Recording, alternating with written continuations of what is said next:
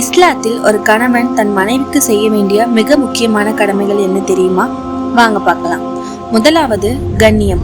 நபிகள் நாயகம் ஸல்லல்லாஹு அலைஹி வஸல்லம் அவர்கள் கூறினார்கள், உங்களில் சிறந்தவர் யாரெனில் அவர் தன் மனைவியிடம் சிறந்த முறையில் நடப்பவரே.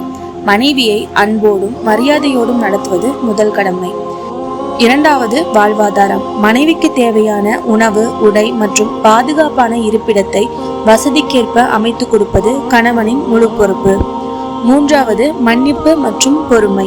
மனைவியிடம் ஒரு குணம் பிடிக்கவில்லை என்றால் அவளிடம் இருக்கும் மற்றொரு நல்ல குணத்தை பார்த்து அவளை நேசிக்க வேண்டும்.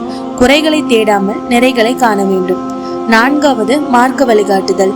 தானும் தொழுது தன் மனைவியையும் தொழுகைக்கு ஏவி அவளை சொர்க்கத்திற்கு அழைத்து செல்லும் வழிகாட்டியாக ஒரு கணவன் இருக்க வேண்டும். மனைவி என்பவள் உங்கள் வீட்டு அடிமை அல்ல, உங்கள் வாழ்வின் சரிபாதி.